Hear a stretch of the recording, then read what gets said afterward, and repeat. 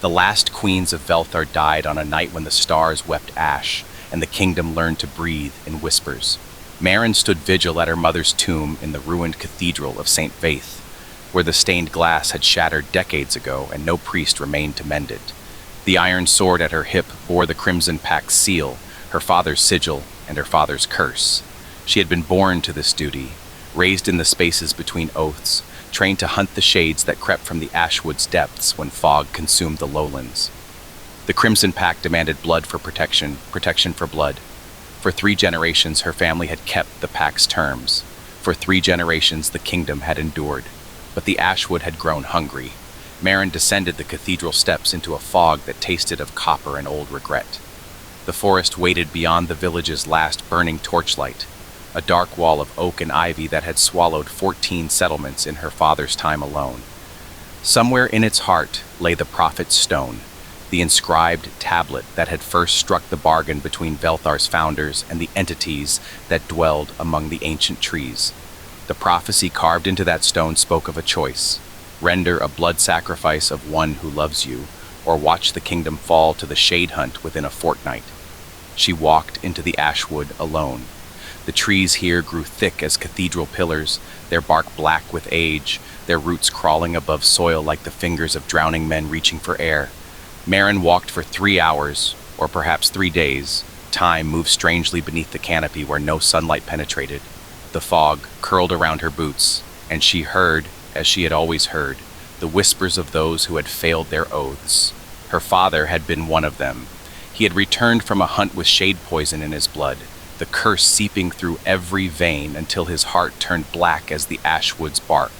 He had lived 6 more years in that condition, 6 years of fading, before finally walking into the forest and never returning. The village called it noble. Maren called it abandonment.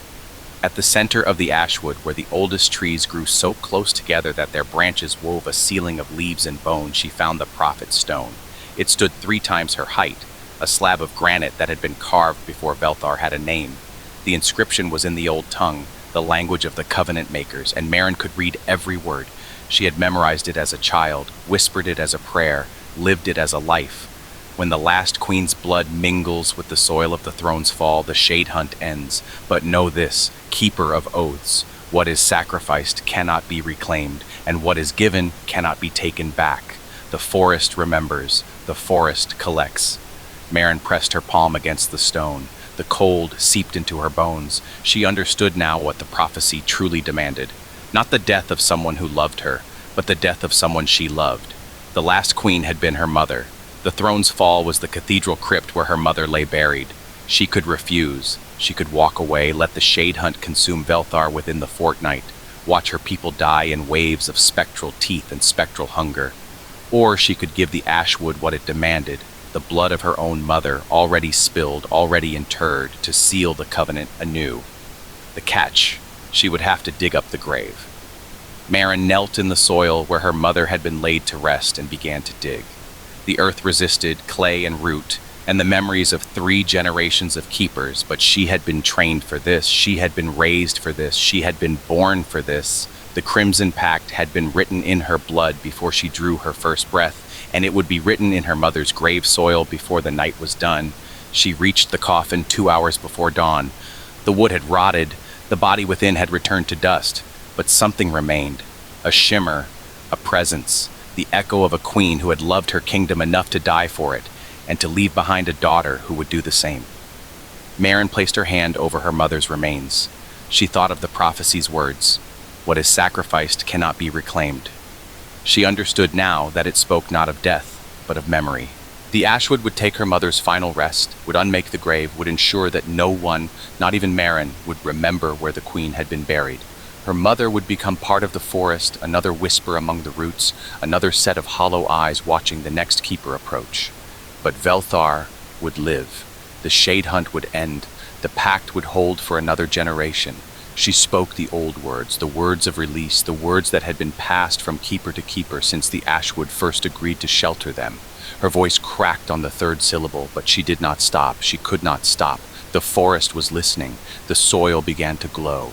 It rose from the grave like mist from a winter lake, her mother's essence, the remnant of a life spent in service to a kingdom that had forgotten how to thank her. Maren watched as it ascended, as it was claimed by the Ashwood, as it became part of the covenant in a way that blood alone could never achieve. The shade hunt ended that very hour. Maren felt it in her bones, the hunting, the hunger, the terrible purpose that had driven the spectral packs for decades beyond counting. It simply stopped. The forest exhaled. She walked home as the sun rose over Velthar's broken spires, and she knew that she had traded one kind of death for another. Her mother's memory was gone. No one in the kingdom would recall where the last queen had been buried, or why she had mattered, or what she had sacrificed. The Ashwood had collected what it was owed, as it always did. Maren had done her duty. The Crimson Pact would pass to the next keeper, whoever that might be, and they would face their own choices, their own sacrifices, their own moments when the forest came to collect.